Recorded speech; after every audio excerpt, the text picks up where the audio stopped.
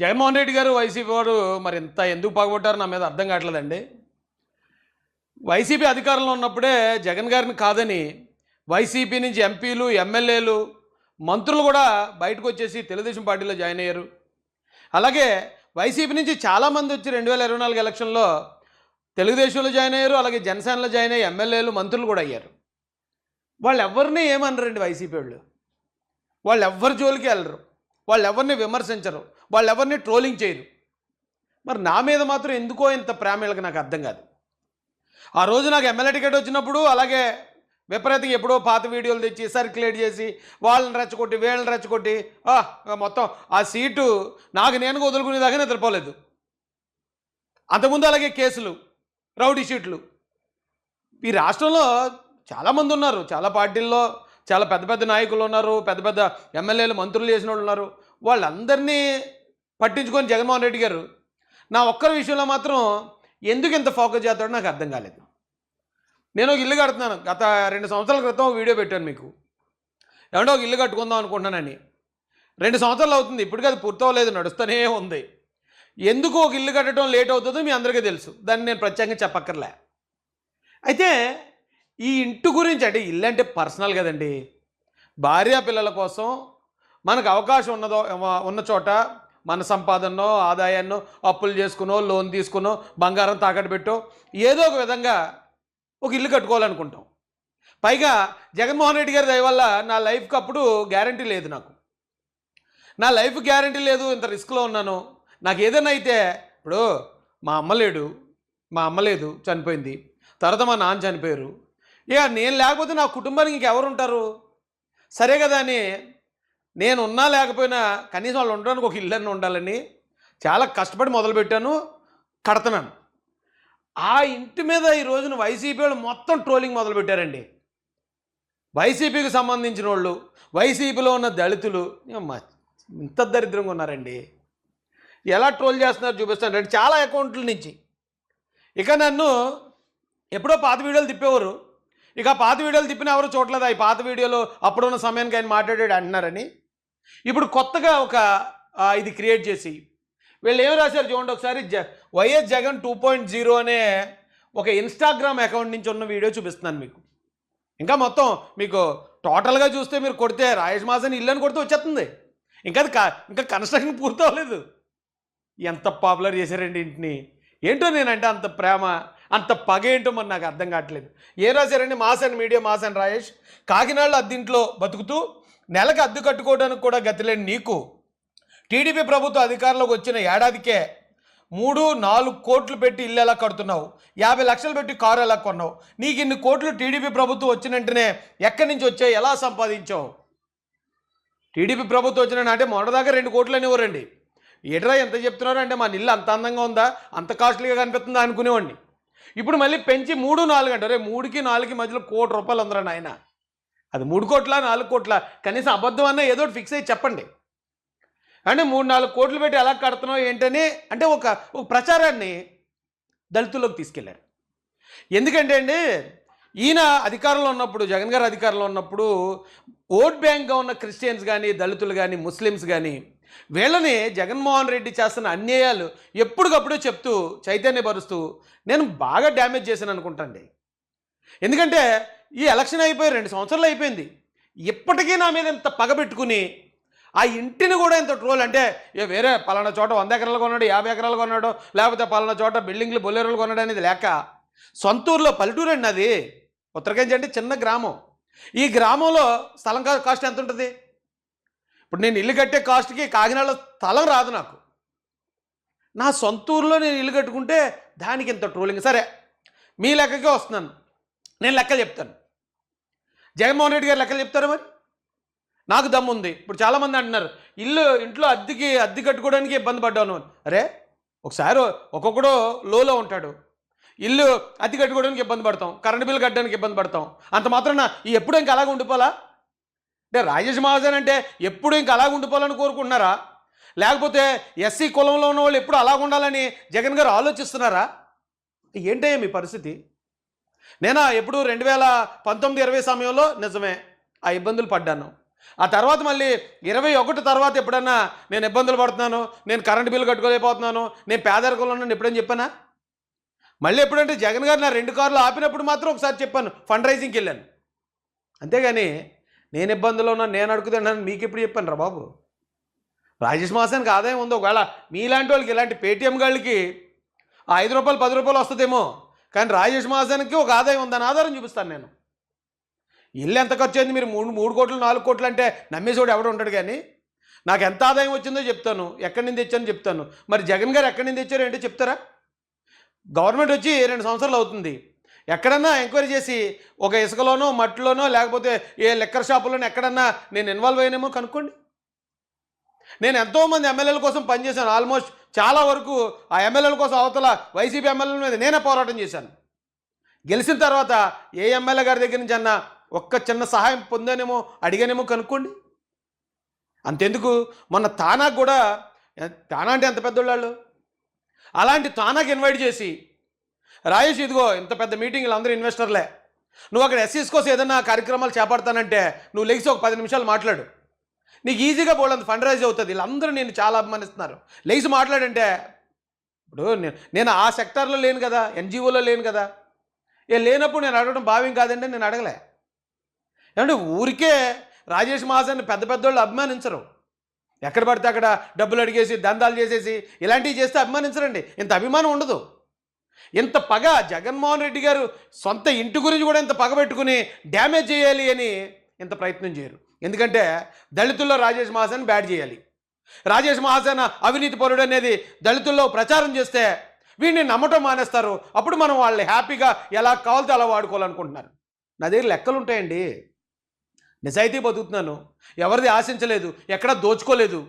నేను ఏమన్నా అధికారంలోకి వచ్చి ఏమన్నా పదవి ఏమైనా చేశానా? ప్రజాధనాన్ని ఏమైనా దుర్వినియోగం చేశానంటానికి? నేను ఏ పదవులోనూ ఉన్నాను ఇప్పటి వరకు? ప్రజాధనాన్ని నేను వాడానంటానికి ఎవడో సరిపోడు. పోనీ ఎక్కడన్నా ఏ వ్యాపారాల్లో అన్నా దేంట్లో అన్నా నేను ఇన్వాల్వ్ అయ్యానా? దాంట్లో ఏదైనా తప్పుడు వ్యాపారాలు చేశాడు, దోచుకున్నాడు అంటానికి ఎవడో సరిపోడు. పోనీ నా మీద ఎవడన్నా రాజేష్ మాసేన్ ఇలా డబ్బులు తీసుకున్నాడు, మమ్మల్ని మోసం చేస్తాడు, లేకపోతే నాకు ఏదో ఉద్యోగాలు ఇప్పిస్తాడా, ట్రాన్స్ఫర్లు చేస్తానంటే ఎవరన్నా నా మీద ఎలిగేషన్ చేశారా? అలాంటివి ఏమి ఉండవు. మరి ఇంకేంటి ప్రాబ్లం ఏంటి? నేను ఇల్లు కట్టుకుంటే మీకేంటి, పందిరి వేసుకుంటే మీకేంటి, ఏం చేస్తే మీకు ఎందుకు నాకు అర్థం కాదు. ఏమండి ఇల్లు పెట్టారు, ఆ ఇల్లు పోన్లే బాగానే పాపులర్ చేశారు. ఎందుకంటే జనరల్గా ఎవడైనా ఇల్లు కట్టుకున్నప్పుడు అందరూ చూడాలి మన ఇల్లు చాలా గొప్పగా చెప్పుకోవాలనుకుంటాం. మాలాంటి వాళ్ళు నాకు నేనుగా చెప్పుకున్న దానికన్నా నా శత్రువులు చెప్తే ఎక్కువ మంది చెప్తారు. Free publicity, okay happy. సరే నేను లెక్కలు చెప్తాను. జగన్మోహన్ రెడ్డి గారు కూడా లెక్క చెప్పాలి. జగన్మోహన్ రెడ్డి గారి గురించి కూడా అడుగుతాను ఇప్పుడు చివరిలో. నా లెక్కలు ఏంటో నేను చూపిస్తాను. ఇప్పుడు నాది ఇప్పుడు జనరల్గా వాళ్ళు అనుకున్నట్టు రాజేష్ మాసేన్ ఇబ్బంది పడ్డాడు ఒకప్పుడు అంటారు. ఇబ్బంది పడ్డాను. ఎప్పుడు ఇబ్బంది పడ్డాను నేను? 2017 వరకునండి. 2017లో నాకు ట్రెండ్ సెటర్ అని ఒక కంపెనీ ఉండేది.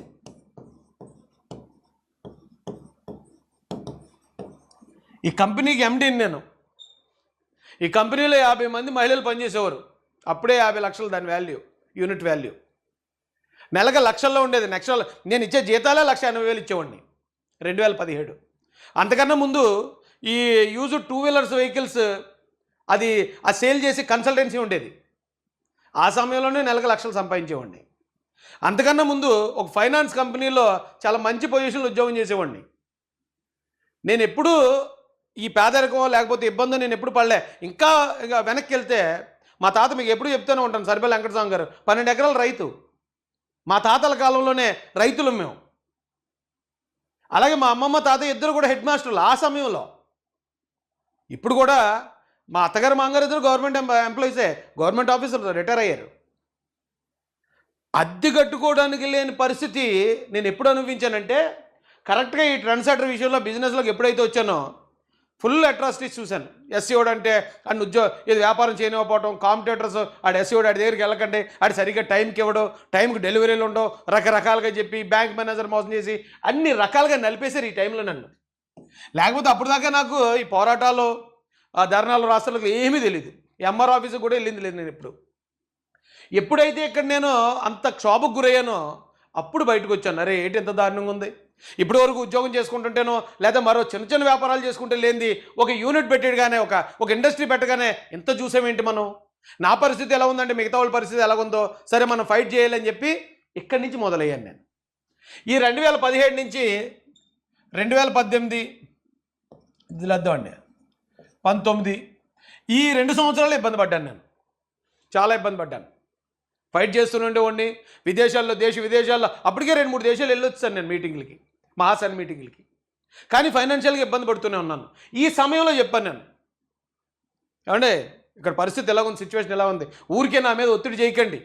నేనే అద్దె కట్టుకోలేని పరిస్థితిలో ఉన్నాను, నేనే కరెంట్ బిల్లు కట్టలేని పరిస్థితిలో ఉన్నాను, నేనే పిల్లలకు ఫీజు కట్టలేని పరిస్థితిలో ఉన్నానని ఇది ఎప్పుడు 2018-19లో అన్నాను. ఇప్పటికి ఎన్ని సంవత్సరాలు అయింది? 19 నుంచి ఇప్పటికి 7 సంవత్సరాలు అయింది. ఆ 7 సంవత్సరాలు కూడా మనిషి అలాగ ఉండిపోతాడండి? అయితే ఇప్పటికి తేడా ఏంటంటే, అప్పుడు కూడా నేను ఫైట్ చేసేవాడిని, గ్రౌండ్లోకి వెళ్ళేవాడిని, ధర్నాలు చేసేవాడిని. అలాగే ఆ ఫైట్ని మొత్తం ఫేస్బుక్ వేదికగా బయటికి తీసుకెళ్ళేవాడిని. ఫేస్బుక్లో మిలియన్స్ చూసేవారు, చాలా పెద్ద పాపులర్ అప్పుడే నేను. ఎక్కడ పడితే అక్కడే, ఏమంటే ఇక్కడ ఉండి నేను ఒక పోరాటం చేస్తూ ఉంటే కువైట్లో ఒక 50 మంది 100 మంది తయారయ్యి నాకు సపోర్ట్ చేస్తానని ముందు రావడం ఏంటి, ఇజ్రాయెల్లో తయారవడం ఏంటి, దుబాయ్లో తయారవడం ఏంటి, వాళ్ళందరూ నన్ను అక్కడికి ఇన్వైట్ చేసి అక్కడ మీటింగ్లు పెట్టి మంచి ఆతిథ్యం ఇచ్చి మళ్ళీ పంపించారు మా నాయకుడు అని చెప్పి, ఓన్లీ ఫేస్బుక్ ద్వారా. అయితే 2021లో నేను ఇంకో పని చేశానండి. 2021కి వచ్చేటప్పటికి నేను ఏం చేశానంటే, ఇదే పని, అదే ఫైట్ని మహాసేన మీడియా అని మార్చి ఈ స్టూడియో ఓపెన్ చేశాను. ఇది చాలా చిన్న రేకుల షెడ్. ఇక్కడ ఈ ఎక్విప్మెంట్ తోటి 21లో ఓపెన్ చేశానండి. ఇప్పుడు 21 8వ నెలలో ఓపెన్ చేసి యూట్యూబ్ ఛానల్ పెట్టిన అందేసుకోదు కదా, టైం పడుతుంది కదా. ఒక వీడియో దీనిలో మాట్లాడటం మొదలుపెట్టాం. ఫేస్బుక్లో ఫైట్ చేస్తూనే ఒక్కొక్క వీడియో దీంట్లో పెట్టడం మొదలెట్టిన తర్వాత ఒక 6 నెలలకి, అంటే రఫ్గా 2022 ఫిబ్రవరి మార్చి ఆ టైంకి దీని నుంచి ఇన్కమ్ స్టార్ట్ అయింది. చాలామంది అంటారు, యూట్యూబ్ నుంచి అంత వచ్చేస్తుందా, యూట్యూబ్ నుంచి అంత ఆదాయం ఉంటుందంటే, ఏమో అందరికీ ఉండకపోవచ్చు, వచ్చేవాళ్ళకి వస్తుంది. అది 10 రూపాయలు రావచ్చు, 10 లక్షలు రావచ్చు, 10 కోట్లు కూడా రావచ్చు. అలాంటి వాళ్ళు లేరా యూట్యూబ్లో? దానికి కూడా ఆధారాలు చూపిస్తాను నేను. ఇల్లు ఎలా కట్టారు మీరు అని అడుగుతున్నారు నన్ను, నేను ఆధారాలు చూపిస్తాను. మరి జగన్ గారు కూడా ఆధారాలు చూపించాలి నాకు. ఇప్పుడు ఒక చిన్న ఎగ్జాంపుల్ చెప్తాను, ఎందుకంటే యూట్యూబ్ ఆల్గరిథం ప్రకారం ఎంత ఇన్కమ్ ఏంటి దాని వివరాలన్నీ బయట పెట్టకూడదు, అటు పెడితే అది ఛానల్కి ఎఫెక్ట్ అవుతుంది అన్నారు. అందుకే మీకు ఎగ్జాంపుల్ చెప్తాను, ఒక చిన్న ఎగ్జాంపుల్. నేను ఇప్పుడు కార్లు కొంటేనా ట్రోలింగా, ఇప్పుడు మీరు ఇది తమ్నైల్ చూసుంటారు, ఇల్లు కడితేనే ట్రోలింగా అని. కరెక్ట్గా ఇలాంటి వీడియో ఒకటి గతంలో కూడా మాట్లాడాను. ఇప్పుడు పవన్ కళ్యాణ్ గారు 10 కొన్నారు ఏంటయ్యి స్కార్పియోలు. అప్పుడు కూడా సేమ్ వైసీపీలు ఇలాగే, మీరు పలానా వాళ్ళకి చంద్రబాబు నాయుడు గారికి అమ్ముడిపోయి చంద్రబాబు నాయుడు గారు కొనిచ్చారని చెప్పి ఆయన మీద ట్రోలింగ్ చేస్తూ ఉంటే అప్పుడు ఒక వీడియో మాట్లాడాను, కార్లు కొంటేనే ట్రోలింగా, రండి మీకు కథ చెప్తానండి. 10 కార్లు కొనలేని పరిస్థితుల్లో పవర్ స్టార్ పవన్ కళ్యాణ్ గారు ఉన్నారా, చిరంజీవి గారు ఆస్తులు ఎంత, మీ ఆస్తులు ఎంత అని చెప్పి ఎఫిడవిట్లతో సహా చూపించాను ఆ రోజున. అయితే ఇప్పుడు ఈ వీడియోకి సేమ్ ఒకటే తమ్నైల్ కాబట్టి దాన్ని ఎగ్జాంపుల్ చూపిస్తున్నాను మీకు. ఈ వీడియో 1.8 మిలియన్ చూసారు, అంటే 18 లక్షల మంది చూశారు. ఈ 18 లక్షల మంది చూస్తే దీనికి వచ్చిన ఇన్కమ్ ఎంత అంటే అండి 63,541 ఒక్క వీడియో. ఆ ఒక్క వీడియోకే 63,541 రూపాయలు వచ్చింది, 18 లక్షల మంది చూస్తే. నేను అలాంటి ఎన్ని వీడియోలు మాట్లాడానండి? 7,277 వీడియోలు మాట్లాడాను ఇప్పటిదాకా. 2022 నుంచి ఇప్పటి వరకు 7,277 వీడియోలు వైసీపీ మీద మాట్లాడాను. మాట్లాడుతుంటే ఒక్కొక్క వీడియో ఒక్కొక్క కేసు తెచ్చింది కూడా ఉంది నాకు. ఆదాయం అనేది నాకు సెకండరీ. ఫస్ట్ ఏంటి, జగన్ మీద ఆ రోజున ఒక వీడియో మాట్లాడాలంటే ఖచ్చితంగా జైలుకి వెళ్ళాలి, హౌస్ అరెస్ట్ అవ్వాలి, కేసులు పెట్టించుకోవాలి, కోర్టులకు తిరగాలి, రౌడీ షీట్లు ఓపెన్ చేయించుకోవాలి, హత్యా ప్రయత్నాలకు గురవ్వాలి. అలా ప్రాణాలకు తెగించి నేను చేసిన పోరాటానికి యూట్యూబ్ వారు నాకు ఇచ్చిన ఒక కన్సలేషన్ ప్రైజ్ లాంటిది ఇది, ఈ ఇన్కమ్ అనేది. 7,277 వీడియోలు మాట్లాడాను, మీకు చూపించాను. ఒక వీడియోలో 18 లక్షలు, అంటే 17 లక్షల మంది చూస్తేనే 63,000 వచ్చింది. ఇక్కడ టోటల్ వ్యూస్ చూడండి మీరు ఒకసారి, 52,90,98,000, అంటే 53 కోట్లు. క్యాలిక్యులేటర్ ఆన్ చేయండి ఒకసారి. టోటల్ ఎంతండి? 53 కోట్లు. నాకు నా ఛానల్కి యావరేజ్గా అంటే వేరే ఛానల్కి వేరేగా ఉంటాయి ఏంటది సబ్స్క్రైబర్స్ అది ఇది ఆ లెక్కల ప్రకారం ఒక్కొక్కరికి ఎక్కువ రావచ్చు నాకన్నా ఒక్కొక్కరికి నాకన్నా తక్కువ రావచ్చు. కానీ నా బేస్ ఎలాగంటే 1,00,000 మంది చూస్తే 3,000 నుంచి 4,000 వస్తుంది. 3,000 నుంచి 4,000 రూపాయలు వస్తుంది. 1,00,000 మంది వ్యూస్. ఏదన్నా ఒక వీడియో ఒక లైవ్, నేను అన్ని లైవ్లే మాట్లాడతాను కదా, లైవ్కి అది ఎక్కువ ఇన్కమ్ ఉంటుంది. 3,000 నుంచి 4,000 రూపాయలు వస్తుంది 1,00,000 మంది వ్యూస్ ఒక వీడియోని చూస్తే. ఓకే, మీరు కావాలంటే దీన్ని కూడా చూడండి. 17 లక్షలు డివైడెడ్ బై 63,000 చేయండి, దాదాపు 3,000 నుంచి 4,000 మధ్యలో వస్తుంది. ఇప్పుడు ఈ 53 కోట్లని 53 కోట్లు ఎన్ని లక్షలు ఉన్నాయి? 53 కోట్లు డివైడెడ్ బై 1 లక్ష కొట్టండి అంటే 5,300 ఉంటుంది అనుకుంటా. 5,300 లక్షల మంది వ్యూస్ అనుకుందాం. 5,300 ఇంటూ యావరేజ్లో 3,000 చూద్దామండి, రఫ్గా 3,000 చూద్దాం. ఏమంటే ఒకసారి అది క్యాలిక్యులేట్ చేయండి. 5,300 ఇంటూ 3,000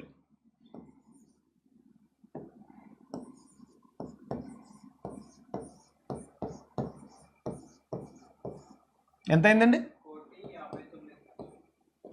1,59,00,000 అయిందండి. యావరేజ్లో 3,000 వస్తాయి. కానీ ఒక్కొక్క వీడియోకి అంటే చాలా మ్యాక్సిమం వీడియోలకు 4,000 వస్తుంది. ఒకవేళ 4,000 చొప్పున వచ్చుంటే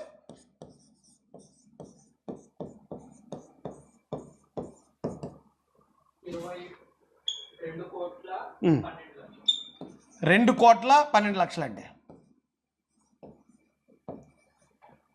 మీరు ఎవరో ఇది టీడీఎస్ కట్ అయ్యి వస్తుంది. పైగా ఈ అకౌంట్కు సంబంధించి నేను ఐటీ రిటర్న్స్ కూడా ఫైల్ చేశాను. అంటే టీడీఎస్ రూపంలోనూ గవర్నమెంట్కి కట్టాను, మళ్ళీ ఐటీ ఇన్కమ్ ట్యాక్స్ రూపంలో కూడా గవర్నమెంట్కి కట్టాను. అంటే ఇది ప్యూర్లీ జెన్యూన్గా వచ్చిన ఆదాయం. దీనికి మధ్యలో ఉంది నాకు వచ్చిన ఆదాయం. అంటే ఇవన్నీ డిస్క్లోజ్ చేయలేం కాబట్టి చెప్తున్నాను. ఎప్పటి నుంచి? 2022 నుంచి 24 దాకా. అంటే ఎలక్షన్ దాకా. మీరు చెప్పింది అదే కదా, ఎలక్షన్ వరకు. ఎందుకంటే ఎలక్షన్ అయిన తర్వాత నేను ఇందులో వీడియోలు మాట్లాడటమే మానేశాను. ఎప్పుడైతే కూటమి గవర్నమెంట్ అధికారంలోకి వచ్చిందో, కావాలంటే మీరు చూడండి, ఎలక్షన్ వరకునే నేను గట్టిగా ఫైట్ చేసింది. ఆ ఫైట్కి నేను ఎన్నో వీడియోలు, అంటే జగన్మోహన్ రెడ్డి గారు చేస్తున్న సంక్షేమ పథకాల పేరుతో చేస్తున్న అన్యాయం, లేదా ఆయన ఫిష్ మార్టు లేకపోతే ఇంకొక మాట అనుకుంటూ జనాలను చేస్తున్న మోసం, అంబేద్కర్ గారి కోసం ఆయన పేరు మార్చింది, అలా 7,200 వీడియోస్ మాట్లాడాను.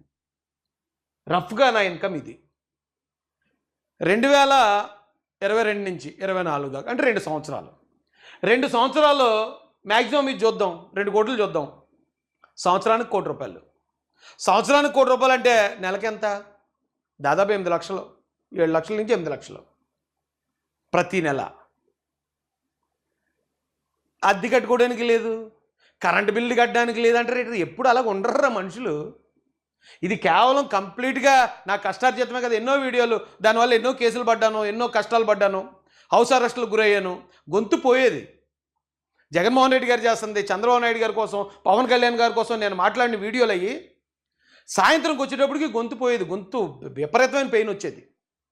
అయినా కూడా లేదు, మనం ఖచ్చితంగా ఈ రాష్ట్రం కోసం మాట్లాడాల్సిందే, ఏది జరిగితే అదే జరుగుతుంది. చాలామంది అంటారు నాతోటి, నేను ఎంత పోరాడానో నాకు తెలియదు, కానీ చాలామంది నాకు చెప్పినప్పుడు అనిపిస్తుంది, ఆ టైంలో ఎవడో మాట్లాడేవాళ్ళు లేనప్పుడు నువ్వు మాట్లాడేవారు ఆయుష్ అని. దానికి నాకు వచ్చిన ఇన్కమ్ ఇది. ఏమండి, ఇది కాకుండా నాకు ఇక్కడే బొమ్మింగ్, మీరు వెళ్ళి ఎంక్వైరీ చేసినా చెప్పేస్తారు. బొమ్మింగ్ ఐసిఐసిఐ బ్యాంకు మా ఊరు పక్కనే. నాకు 45 లక్షల లోన్ ఉంది. ఎన్ని సున్నాలు పెట్టాలి, అదొక తలపోటది. బొమ్మింగ్ ఐసిఐసిఐ బ్యాంకులో 45 లక్షల లోన్ ఉంది. ఇంకోటి కారు కొన్నాడు. కారు ఎక్కడి నుంచి కొన్నాడు అన్నాడు. కారు బ్యాంక్ ఆఫ్ బరోడాలో 42,000 ఈఎంఐ, ఇంకా దానికి దాదాపుగా 25 నుంచి 30 లక్షలు ఉంది లోన్ కట్టాల్సింది. ఇప్పుడు వచ్చి ఒక్క వాయిదా కూడా పెండింగ్ లేదు, ఒక్క వాయిదా కూడా పెండింగ్ లేదు. అర్థమైందా? ఇది దాదాపుగా 25 నుంచి 30 లక్షలు ఈ లోన్ ఉంది. అంటే రఫ్గా ఇక్కడ ఇంటికి సంబంధించి ఒక 45 లక్షలు, అలాగే కారుకు సంబంధించి ఒక 20 నుంచి 30 లక్షల రూపాయలు బ్యాంక్ ఆఫ్ బరోడాలో లోన్లు ఉన్నాయి. ఇప్పుడు నా ఇల్లు వచ్చి మీరు చూడండి, ఖచ్చితంగా 1 కోటి రూపాయలు పైనే అవుతుంది దానికి. అదేం చిన్న ఇల్లు ఏం కాదు. మీరేమో ఆశ్చర్యపోకర్లే, నేనేమో బేద కబుర్లు చెప్పను, నేను పేదోడిని, నేను ఇంకోటి నేను ఎప్పుడు చెప్పలే. నేను ఎప్పుడు డబ్బులు లేని సమయంలోనే ఆడిలో తిరిగినోండి నేను. పవన్ కళ్యాణ్ గారు నాకు ఫోన్ చేసి రాజమండ్రిలో దాడి జరిగినప్పుడు కారు మీద దాడి జరిగిందంట కదా రాజేష్, ఏం కారు అదంటే ఆడి సార్ అన్నాను. అవునా అన్నాడు ఆయన. ఆడి Q7 అంటే అప్పట్లోనే నేను ఆడి Q7లో తిరిగాను, ఫార్చునర్లో తిరిగాను, ఎప్పుడు తగ్గలేదు నేను. ఉన్న దాంట్లో అంబేద్కర్ మాకు అదే నేర్పించాడు. అప్పటికే అపర కుబేర్లు లేకపోతే జమీందారులు వాళ్ళు చిన్న చిన్న పంచెలు కట్టుకుని తిరుగుతూ ఉంటే ఆ సమయంలోనే కోట్ వేసుకుని తిరిగాడు, కోటు సూటు. ఆ టైంలో వెస్ట్రన్ స్టైల్ అది. అంటే మా ఆత్మగౌరవం కోసం మేము ఖచ్చితంగా ఉంటాం. ఆ ఉండటంలో భాగంగానే నేను అది ఇప్పుడు నా దగ్గర ఉన్న కార్లు ఉన్నాయి, చాలా కార్లు ఉన్నాయి, రెండు చూద్దరికి దానికి కూడా లెక్కలు చెప్తాను. ప్రతి కారు ఎప్పటి నుంచి కొన్నానో, ఎక్కడ కొన్నానో. 2 కార్లు ఆల్రెడీ శ్రీకాకుళంలో జగన్ ఆఫీసు మీకు తెలుసు కదా. జగన్ గారు ఆఫీసు 2 కార్లు మీకు ఎలాగ తెలుసు. తర్వాత ఇప్పుడు కొత్తది ఇప్పుడు ఇలా అంటున్నారు కదా, ఫార్చునర్ అంటున్నారు. ఎస్, ఫార్చునర్ ఉంది. అలాగే అంతకుముందు ఆడి ఉంది, ఇంకోటి బొలేరో కూడా ఉంది. అంటే ఎన్ని కార్లు? ప్రతిదానికి లెక్కలు ఉన్నాయి నా దగ్గర. ఎక్కడి నుంచి కొన్నాను, ఎలా కొన్నానో ప్రతి దానికి లెక్కలు ఉన్నాయి. అంతా ట్రాన్స్పరెంటే కదా నా లైఫ్. మీరు ఏమనుకుని మరి నన్ను ఇలా ట్రోల్ చేస్తున్నా నాకు తెలియదు. అందుకు మంచిగా చేస్తున్నారు మీరు. ఎందుకంటే ఇవన్నీ ప్రజలకు చెప్పుకోలేను నేను, చెప్పుకునే అవకాశం ఇస్తున్నారు మీరు. మీకు అర్థమైందండి? ఇది నా పరిస్థితి. ఒకవేళ ఎంక్వైరీ చేసి చూడండి ఎక్కడైనా ఏ ఎమ్మెల్యే గారి దగ్గర. ఇప్పుడు గతంలో మేము ఎలక్షన్ అప్పుడు చాలామంది ఎమ్మెల్యేలకి నేను క్యాంపెయినింగ్కి వెళ్ళాను, స్టార్ క్యాంపెయినర్ నేను. వెళ్ళినప్పుడు నిడదవోలు శాసగిరి గారిని కనుక్కోండి. నేను అక్కడ మీటింగ్ పెట్టాను, ఆయన కోసం ఎస్సీలతో మీటింగ్ పెట్టాను. మనం ఎందుకు కూటమి ప్రభుత్వాన్ని గెలిపించాలని నేను పెద్ద మీటింగ్ చేశాను అక్కడ. ఆ మీటింగ్కి ఆయన కవర్లో పెట్టి ₹1,00,000 ఇస్తున్నాడు నాకు. ముందు 50,000 తెచ్చాడు. తెచ్చిస్తుంటే వద్దండి, డబ్బులు వద్దండి అన్నాను. అయితే 50,000 సరిపోవేమో, రాయేష్కి 50,000 అని తక్కువ అనుకున్నాడేమో అనుకున్నట్టున్నాడు పెద్ద ఆయన. ₹1,00,000 తెచ్చాడు ఈసారి. తెచ్చేదిగో ₹1,00,000 ఉంచమ్మా, నువ్వు మీటింగ్ పెడుతున్నావు కదా, చాలామంది కుర్రోళ్ళు మెయింటైన్ చేయాలి కదంటే నాకు అవసరం లేదండి, నేను తీసుకోను, ఎవరి దగ్గర తీసుకోలేదన్నాను. ఆయన చాలా పెద్ద ఆయన, పెద్ద మనిషి, నా కష్టాన్ని అర్థం చేసుకుని ఆఫర్ చేశాడు ఆయన. ఇంకొక ఆయన మొన్న ఆయన కూడా ఎమ్మెల్యే గారే, వినుకొండ ఎమ్మెల్యే గారు అనుకుంటా. ఆయన కూడా తాడేపల్లిగూడెంలో ఒక మీటింగ్ జరిగింది, చంద్రబాబు నాయుడు గారు, పవన్ కళ్యాణ్ గారు. అప్పటికి నేను ఎమ్మెల్యే క్యాండిడేట్ని, ఆయన పక్కనే కూర్చున్నాను. ఆయన అన్నాడు, ఇలాగ అయింది కదా, ఎమ్మెల్యే అనౌన్స్ చేశారు కదా రాయేష్, నువ్వు రా ఒకసారి ఎవరినైనా పంపించు, ఓ 10 ఇస్తాను పట్టుకెళ్ళు, ఖర్చులు కొంటాయి అన్నారు. ఒకసారి అడిగి చూడండి, ఆయనకి పంపించానేమో నేను ఎవరినన్నా. అంటే 10 లక్షలు అంటే ఎక్కువ కదా ఎవరికైనా. మరి మనం అలా పంపిస్తే మనం ఒకవేళ చిన్నపోతామేమో, వారి దృష్టిలో ఏమన్నా లోకు అవుతామేమో. అడిగి చూడండి మీరు, పేర్లతో చెప్తున్నాను కదా. ఎలక్షన్ అదే టైంలో నన్ను, కొలుకుపూడి శ్రీనివాస్ గారిని విజయవాడలో ఒక చోటు కూర్చోబెట్టారు. అంటే ఒక పెద్దలు, కొంతమంది పెద్దలు పిలిచి మమ్మల్ని కూర్చోబెట్టి, మీకు ఇలాగ టికెట్లు ఇచ్చారు కదా, మీకు మేము సపోర్ట్ చేస్తాం, మీరు దేనికి భయపడకండి, ఖర్చులకు మీరేమీ కంగారు పడొద్దు. ఆ టైప్లో చాలా ధైర్యం చెప్పారు వాళ్ళు చేస్తానన్నారు. ఒకసారి కనుక్కోండి వాళ్ళ దగ్గర. నేను ఎవరి దగ్గర అయినా సరే రాయేష్ మాసాన్ని ఏమైనా తీసుకున్నాడేమో. అరే చాలా చాలా వాల్యూస్తో బతుకుతాను నేను. నాకు తాగుడు, గుట్కా, మట్కా ఇవన్నీ ఇప్పుడు లేవు. ఎప్పుడో 2006కు ముందు తాగేవాడిని. అలాగంటే మళ్ళీ అది తీసుకొచ్చి పెడతారు, అప్పుడు తాగేవాడు అన్నావు కదా అని. 2006 క్రితం, అది 20 సంవత్సరాలు అయిపోయింది. అయినా కూడా అప్పుడు తెచ్చి ఇప్పుడు తాగుబోతు రాయేష్ అంటారు. ఎందుకు? కేవలం అమాయకులు, దళితులు మా వాళ్ళు. ఇగో మీ ఓడు ఇలా సంపాదించేశాడు, లేకపోతే మీ ఓడు ఇలాగ అక్రమ సంబంధాలు పెట్టుకున్నాడు, లేదా మీ ఓడు ఇలాగా తాగుపోతూ, అలాంటిది నా క్యారెక్టర్ని బదనాం చేసేస్తే ఇక నా జాతి నన్ను నమ్మటం మానేస్తుంది. వాళ్ళు వాడుకుందామని. అది ఒక్కనాటికి జరగదు. అది ఒకప్పుడు దళితులు. మీరు ఏది చెప్తే సొల్లు నమ్మటానికి. ఇప్పుడు అన్ని ఆధారాలు ఉంటాయి. ఆధారాలు ఉన్నప్పుడు ఎలాగ నన్ను బ్యాడ్ చేయాలని ట్రై చేస్తున్నారు మీరు? ఎవడెవడైతే ఆ రాజేష్ మాసన్ ఎంత ఇలా కడతాడో, ఏం ఆదాయం ఉంది అన్నాడు, ఇదిగో నా ఆదాయం. ఇంకా కావాలంటే మీరు బెట్టేస్తానంటే రండి, నేను అకౌంట్ డీటెయిల్తో సహా చూపిస్తాను. ఇదంతా ఫెయిర్గా వచ్చిన ఇది. నేనేమి దొంగతనం చేసో, దొంగ వ్యాపారాలు చేసో, లేకపోతే మరో గంజాయేమో, లేకపోతే డ్రగ్స్ అమ్మో సంబంధించింది కాదు ఇది. కేవలం ఈ రాష్ట్రం కోసం పోరాడడం వల్ల వచ్చిన ఆదాయం అది. అంటే అదేనా? ఇంకా నాకు తెలిసిన వాళ్ళు, నా సర్కిల్ ఎంత సర్కిల్ ఉంది, ఎంత పెద్ద వాళ్ళు నన్ను అభిమానిస్తారు మీకు తెలీదా? ఒకవేళ నిజంగా నా ఇంటికి ఇబ్బంది అయ్యి ఏదైనా అవసరం అయితే ఓ 10 ఇవ్వండి, ఓ 25 ఇవ్వండి అని ఎవరిని అడిగినా ఇస్తారు నాకు. కానీ ఇప్పటికొచ్చి ఎవరిని అడగలే. ఇంటి నిర్మాణం మొత్తం నా కష్టార్జితంతోనే జరగాలి కాబట్టి ఖచ్చితంగా అదే చేద్దామని చెప్పి అదే లేట్ అవుతుంది. అందుకే లేట్ అవుతుంది. దాన్ని కూడా ట్రోల్ చేస్తే ఎలాగండి? దాన్ని కూడా అవమానించి, ఇప్పుడు మీరు ఆల్రెడీ నా పరిస్థితి అంటే మిమ్మల్ని రిక్వెస్ట్ చేయట్లేదు, ప్రజల్ని రిక్వెస్ట్ చేస్తున్నాను. వైసీపీ వాళ్ళు రిక్వెస్ట్ చేసినా వాళ్ళ బుద్ధి వంకర, కుక్కతోకది. దాన్ని మనం ఎంత వంక తీసినా పోదు. కానీ ప్రజలు అర్థం చేసుకోండి, గవర్నమెంట్ వచ్చిన తర్వాత నుంచి నా పొజిషన్ ఎలా ఉందో అందరికీ తెలుసు. అందరికీ తెలిసినా కూడా ఇక ఏమీ లేక ఉన్న ఏదో ఎక్కడో పల్లెటూరులో మారుమూల ప్రాంతాల్లో కట్టుకున్న ఇంటిని కూడా వీళ్ళని ఇలా ట్రోల్ చేసి బదనాం చేసి, అంటే మానసికంగా కృంగదీసే ప్రయత్నం అండి ఇది. తప్పు కదండి ఇది. ఇది నా లెక్కలో. ఇప్పుడు ఇంకా నాకు డబ్బులు ఏమైనా అవసరం అయితే బంధువులను మిత్రులను అడిగితే ఇచ్చేవాళ్ళు చాలామంది. ఇప్పుడు ఎన్ఆర్ఐలు ఉన్నారండి, మాసానోళ్ళు. వాళ్ళు అడిగారు, అన్నీ ఇల్లు కడుతున్నాడు కదా, మనం కూడా ఏమన్నా చేయేస్తే బాగుంటుంది కదా, ఒక 5-10 పంపిస్తే బాగుంటుంది కదా అని అడిగి చూడండి వాళ్ళు నాళ్ళతో. అస్సలు వద్దు, ఇంటి నిమిత్తం ఎవ్వరూ నాకు డబ్బులు పంపించొద్దు. ఒక్కరి దగ్గర కూడా ₹1 కూడా తీసుకోకూడదు అనేది నా ఉద్దేశం. నాకు హెల్ప్ చేసే వాళ్ళు చాలామంది ఉన్నారు. ఎందుకంటే ఆ రోజున జగన్ కారు ఆపేసినప్పుడు, 2 కార్లు ఆపేసినప్పుడు అప్పటికప్పుడు కారు కొనాలంటే కొనలేను నేను అప్పుడున్న పరిస్థితికి. సరే ఇలా వీడియో పెట్టాను ఒకటి, నేను కొంటాను ఖచ్చితంగా కారు, మీరు ఎవరైనా సపోర్ట్ చేసే ఉద్దేశం ఉంటే సపోర్ట్ చేయండి అంటే, ఆ రోజున 3000 ట్రాన్సాక్షన్లు జరిగాయి. ఇది 24 గంటల లోపు ₹1,00,000 వచ్చింది అందులోకి. మీకు తెలుసా, ఏఎంఎల్ అని ఏదో ఒక మెసేజ్ వచ్చింది నాకు, అకౌంట్ బ్లాక్ చేశారు. అకౌంట్ బ్లాక్ చేశారు అని చెప్పి చూస్తుంటే అకౌంట్ ట్రాన్సాక్షన్ జరగట్లే ఫోన్పేలు. ఎందుకు మీకు అప్పుడే చెప్పాను, దాదాపు 20 లక్షలు వస్తే చాలా ఆపేయండి అని చెప్పి వీడియో పెట్టాను. ఎవరో కుర్రోడు 50,000 పంపించేస్తే వద్దురా బాబు అని అడిగి వెనక్కి పంపించి ఇంకొక 5,000 ఎక్స్ట్రా బట్టలు కొనుక్కొని పంపించాను. అదంతా మీకు తెలుసు. అన్ని వేల ట్రాన్సాక్షన్లు జరిగినందుకు అది పెద్ద అమౌంట్ ఏం కాదు బ్యాంకులకి, కానీ వేల మంది పంపించడం ఏంటి, అసలు ఏఎంఎల్ అంటే ఏంటని చెప్పి నేను బ్యాంకులు అడిగితే యాంటీ మనీ లాండరింగ్ యాక్ట్ అంటే అది.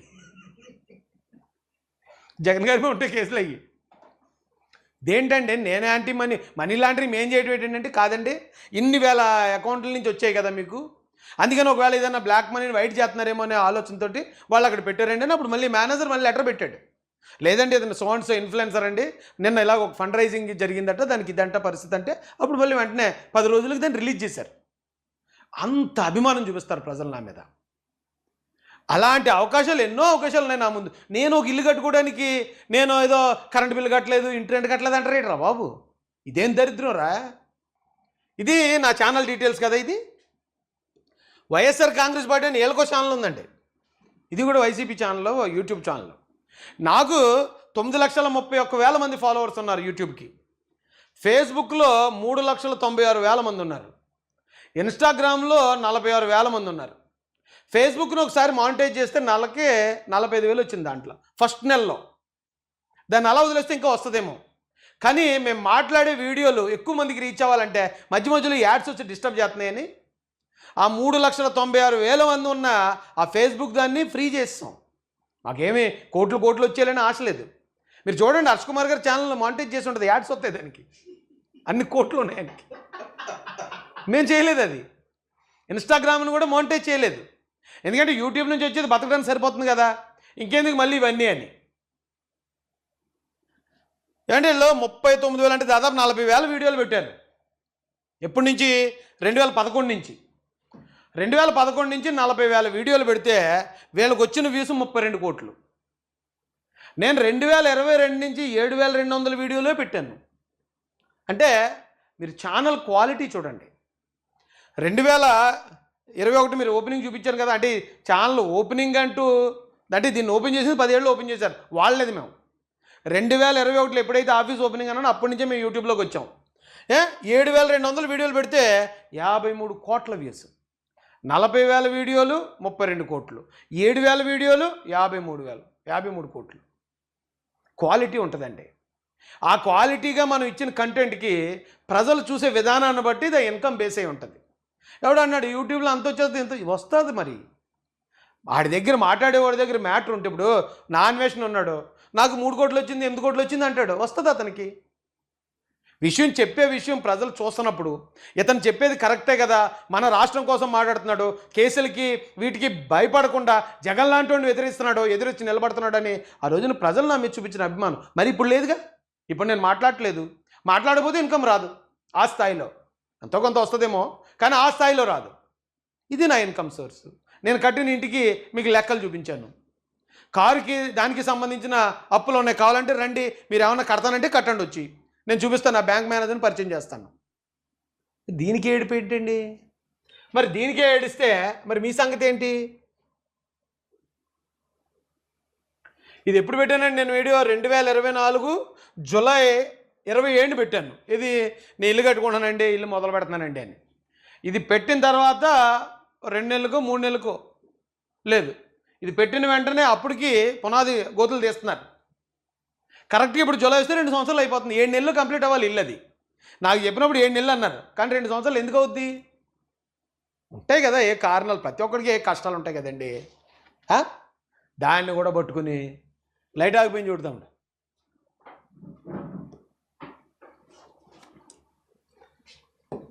రండి ఈసారి జగన్ గారు లెక్కలు చెప్తురు కానీ రండి. నాకు ఇప్పుడు దాకా నా లెక్కలు చెప్పాను, మీకు ఇంకా కావాలంటే రండి నేను చూపిస్తాను. మీకు జగన్ గారి లెక్కలు చెప్తాను చూడండి. ఇది 2009లో రాజశేఖర్ రెడ్డి గారి అఫిడవిట్. జూమ్ చేయాలా? 2009లో గౌరవనీయులు దివంగత నేత వైఎస్ రాజశేఖర్ రెడ్డి గారు వేసిన 2009 కాదండి 2004లో ఆయన ఇన్కమ్ ఎంత చూపించాడు చూపిద్దాం, చూపిస్తాను రండి. మీకు ఇక కనిపిస్తున్నా తమ్ముడు? డాక్టర్ వైఎస్ రాజశేఖర్ రెడ్డి 2003 నుంచి 4కి ఆయన ఇన్కమ్ 10 లక్షలు. 2004 నుంచి 5కి రూపాయి ఇన్కమ్ లేదట. అప్పుడు ఆయన ముఖ్యమంత్రి. 2004 నుంచి 5కి ఆయన ముఖ్యమంత్రి అయినా కూడా రూపాయి ఇన్కమ్ లేదని వేసాడు ఆయన. సరే, మీరు నమ్మారు, నేను నమ్మాను. ఏమండి అదే టైంలో మీరు చూడండి, ఇగో వై విజయలక్ష్మి గారు. తమ్ముడు అది కట్ చేయది. విజయలక్ష్మి గారు ఇన్కమ్ ఎంత? 5,50,000 అటండి అంతే. ఎప్పుడు? 2003 నుంచి 4కి కేవలం 5 లక్షలు. అదే టైంకి వైఎస్ జగన్మోహన్ రెడ్డి గారి ఇన్కమ్ ఎంత? 11 లక్షలు. ఆయనకి ఫిక్స్డ్ ఆస్తులు 36 లక్షలు ఉందట అప్పటికి. ఎప్పుడు?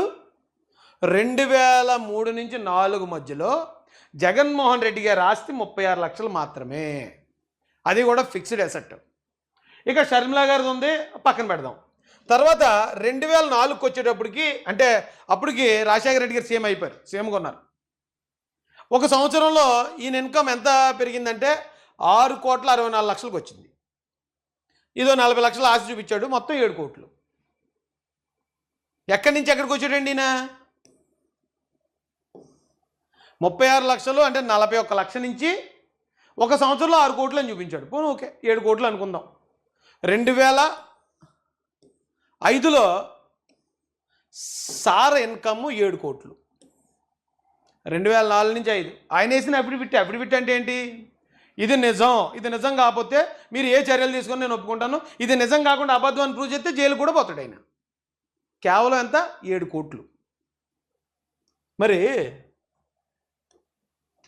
2004లో 7 కోట్లు ఉన్న పెద్ద మనిషికి 2009కి వచ్చేటప్పటికి 72 కోట్లు అయింది.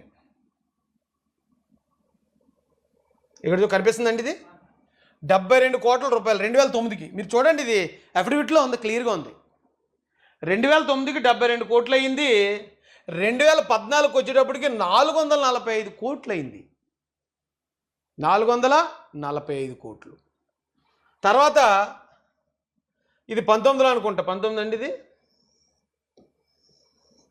14కి వచ్చేటప్పటికి 416 కోట్లు అయింది. మళ్ళీ 19కి వచ్చేటప్పటికి 510 కోట్లు అయింది.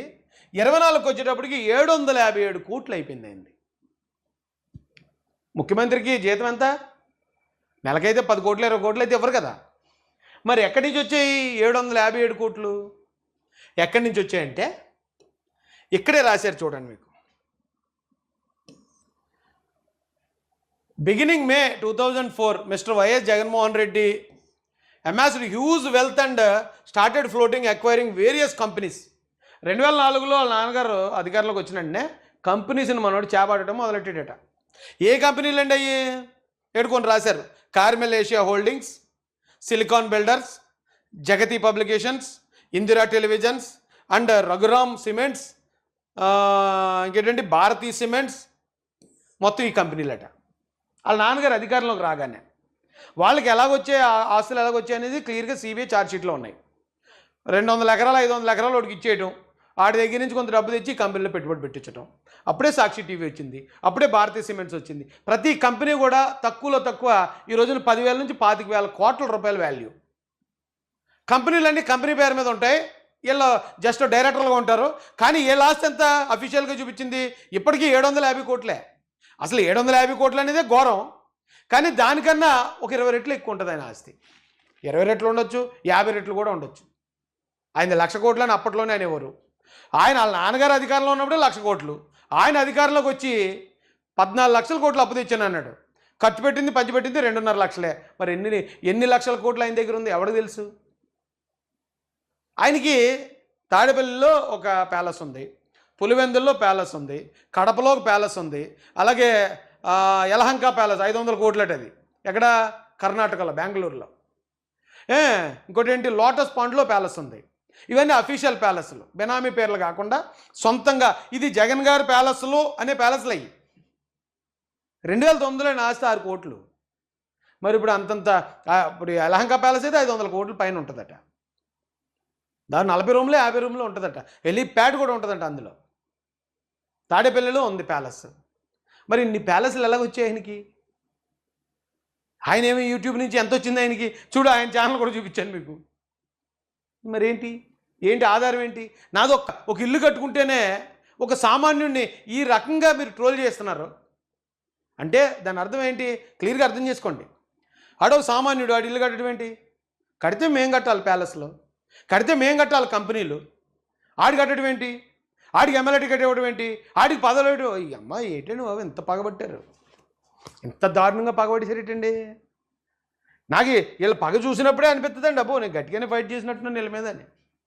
ఇప్పటికీ మీరు ఇప్పుడు కూడా చూడండి, నేను ఎక్కడైనా ఒక వీడియో పెట్టినా, నా గురించి ఎవరైనా పోస్ట్ పెట్టినా తక్కువలో తక్కువ 100 నుంచి 500 మంది వచ్చి బండ బూతులు తిట్టడం. అంటే ఫోకస్డ్గా టార్గెట్ పెట్టుంచారు. టార్గెట్ పెట్టి ఉంచటం, దళితుల్లో నుంచి వెలేసామని పోస్టర్లు రిలీజ్ చేయటం, దళిత కాలనీలోకి వస్తే అడ్డుకుంటామని నన్ను థ్రెటన్ చేయటం. ఇదే మార్చుకోవాలండి. ఇది మార్చుకోకపోతే కష్టమే. ఇది ప్రజాస్వామ్యం కదా. నాదేముందండి, సింపుల్. నేను ఒంటికే సొంటి కొమ్ముగండి అన్నట్టు నేను నా భార్య 2 పిల్లలు, అంతే కదా. ఇక్కడ మా వాళ్ళు ఒకటి కనిపెట్టారండి, 72 కోట్లు, 445, 416, 510 అయింది కదా. ఈ ఆస్తులు ఇలా పెరిగే కొద్దీ ఇక్కడ రెడ్ మార్కులో ఉన్నాయి, ఇవి పెరుగుతున్నాయి చూడండి. ఏంటనుకుంటున్నారు? ఈ కేసులు, మనీ లాండరింగ్ కేసులు, ప్రజాధనం దుర్వినియోగం చేసిన కేసులు, లంచాలు తీసుకున్న కేసులు. ఇగో కేసులు ముందు 15 ఉండేవి, అప్పుడు 416 కోట్లు, 38 అయ్యి 510 కోట్లు. ఇలా చెప్పాలి. 72 కోట్లు ఉన్నప్పుడు కేసులు లేవు. 416 కోట్లు, 445, 416 వచ్చినప్పుడు 15 కేసులు వచ్చాయి. ఏమండి? తర్వాత 510 కోట్లు వచ్చినప్పటికీ కేసులు 38 అయ్యాయి. 38 కదా. తర్వాత 700 కోట్లు వచ్చేటప్పటికి మరి కొన్ని కేసులు కొట్టించుకున్నారు ఏంటో, 29 కేసులు. ఈ పక్కన ఆస్తులు పెరుగుతున్నప్పుడు ఈ పక్కన కేసులు పెరుగుతున్నాయి అంటే ఏంటి దాని అర్థం? అంతమంది దగ్గర పెట్టుకుని, ఓకే మీరు ఆ నాయకుడిని ఆరాధిస్తారా, ఓటేస్తారా, వెనకాల తిరుగుతారా, రప్ప అంటారా అనండి. కానీ నాలాంటి సామాన్యుని ఇలా గెలకూడదు కదా, ఇలా అవమానించకూడదు కదా. ఆయనకి ఇన్ని కేసులు ఉన్నాయి, ఇన్ని అక్రమాస్తులు ఉన్నాయి, ఇంత ప్రజాధనం దోచుకున్నాడన్నా ఆయనేం పట్టించుకోడు. ఎందుకంటే వాళ్ళు స్థాయి దాటిపోయారు. కానీ నాలాంటి వాడు, బంధువులకి భయపడతాం మేము, ఊళ్ళో వాళ్ళు ఏమనుకుంటారో ఆలోచిస్తాం, ఇంటి వెనకలోడు ఏమనుకుంటాడు, ఇంటి ముందుడు ఏమంటాడో. నిజాయితీగా బతుకుతున్నవాడు మాత్రం ఖచ్చితంగా సిగ్గుపడతాడు. మీరు ఇలాంటి ప్రచారం చేసినప్పుడు, ఏంట్రా ఇలాంటి ప్రచారం చేస్తున్నారు, వాళ్ళు ఏమనుకుంటారు, వీళ్ళు ఏమనుకుంటారని ఎంతో కొంత ఉంటుందండి, నిజాయితీ పరుల్లో ఉంటుంది. తెగించినోడికి తెడ్డేలేంగం. ఇప్పుడు ఎగదొబ్బాలనుకున్నవాడు సిగ్గేడు గిగ్గేడు మనం చేసేది చేసుకుంటూ పోవడమే, మనం బాగున్నావా లేదా అనుకునేవాడు పర్లేదు. కానీ నాలాంటి వాడిని మరి ఇలా చేయటం మానసికంగా కృంగదీసే ప్రయత్నం కదండి, నేరం కదా అది.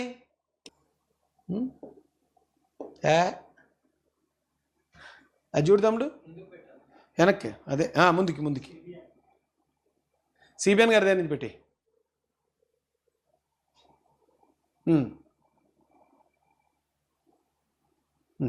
Minister, how you got money? You know, before 2004, they wanted to sell his own house where he was residing because he don't have money, he want to pay debts. After 2004, 2004 ముందు రాజశేఖర రెడ్డి గారు ఒక ఇల్లు అమ్ముదాం అనుకున్నారట, డబ్బులు లేక ఎలక్షన్కి. ఇది అందరికీ తెలిసిందే. చంద్రబాబు నాయుడు గారిని అడిగితే ఆయన కూడా ఏదో హెల్ప్ చేయబోయాడు అనేది ఆ నానుడు అప్పుడు విన్నాం మేము. 2004కు ముందు ఇల్లు అమ్ముకునేవాడికి మరి వేళ 24-20 సంవత్సరాల్లో లక్షల కోట్లు ఎక్కడి నుంచి వచ్చేస్తాయండి? ఏ వ్యాపారం చేస్తే వస్తుంది అంత లాభం? He constructed big house in 30 acres in Bangalore near airport. One more house they are constructing here in Lotus Pond. Pulivendala they construct houses. Udupalpaya they construct houses. Where you got all the money? Jagan loyalists in turn అప్పుడే అన్ని ప్యాలెస్లు అన్ని కట్టిశారట. 24కు ముందు ఇల్లు అమ్ముకునేవాళ్ళు అన్ని ప్యాలెస్లు ఉండి ఎన్ని లక్షల కోట్ల రూపాయలు సంపాదించిన వాళ్ళకి పేదోడు అడుగున ఒక చిన్న ఇల్లు అడ్డొచ్చిందా? ఆ చిన్న ఇల్లు మీద పాయింట్అవుట్ చేయాలా, దాని మీద ట్రోలింగ్ చేయాలా, మొత్తం వైసీపీ పేటీఎం బ్యాచ్ అని దాని మీద దిగి ఆ వీడియోలు ట్రోల్ చేస్తూ మమ్మల్ని అవమానించాలా? ఇది ఒకవేళ ప్రజలు నమ్మితే నమ్మొచ్చు, కానీ దేవుడు చూస్తూ ఊరుకోడు కదా. నీ కంట్లో దూలం పెట్టుకుని ఎదుటోడు కంట్లో నలిసి ఎతకొద్దు అన్నారు కదా. నేను ఎక్కడికి రమ్మంటే అక్కడికి వస్తాను. సాక్షికి రమ్మంటారా? నా లెక్కలన్నీ పట్టుకుని వస్తాను. జగన్ గారు లెక్కలు పట్టుకుని వస్తారా? ఎందుగా రెచ్చగొడతారు జనాల్ని? అదండి పరిస్థితి. దీని విషయంలో అయితే కొంచెం బాధపడ్డాను నేను. ఏంటి పార్టీలు అంటే పార్టీలా ఉండాలి. నేను ఏమైనా అక్కడ తప్పులు చేశానా, దందాలు ఏమైనా చేస్తున్నానా, ఎవరి దగ్గర డబ్బులు వసూలు చేస్తున్నానా, మీరు అలాంటివి ఏమైనా ఉంటే బయటపెట్టండి. అంతేగాని పర్సనల్ లైఫ్లోకి వచ్చేసి పర్సనల్గా కూడా ఇంత దారుణంగా బదనాం చేసేయాలి, సమాజంలో వీడికి వాల్యూ లేకుండా చేసేయాలి, పార్టీలో వాల్యూ లేకుండా చేసేయాలి, పార్టీలో అవకాశాలు రానివ్వకుండా ఈయన ఎలాగన్నా తప్పుడు వ్యక్తిగా చిత్రీకరించేయాలి. చంపడం ఒకటే చేయట్లేదు అంతే. వాళ్ళు మిగతా అన్నీ చేస్తున్నారండి వైసీపీ వాళ్ళు. దెయ్యం సినిమాలో ఎవరో ఒకరికే కనపడుతూ ఉంటుంది దెయ్యం. ఒరే దెయ్యం ఉందరా బాబు అని మిగతా వాళ్ళు చెప్పినా నమ్మరు. ఇక్కడ వైసీపీ కూడా ఒక దెయ్యంలా పీడించేస్తుందని పట్టుకుని రక్తం పీల్చేస్తున్నారు. 2 సంవత్సరాల నుంచి కాదు, నేను పోరాడిన దగ్గర నుంచి. ఓకే, నేను ప్రతిపక్షంలో ఉన్నప్పుడు వాళ్ళ మీద పోరాడినప్పుడు అన్నిటికీ తెగించే చేశాను. అరే మేము అధికారంలోకి వచ్చిన తర్వాత కూడా ఇప్పుడు కూడా మనశ్శాంతి లేకుండా ఒక రక్త పిశాచు పట్టుకుని పీడిస్తున్నారు.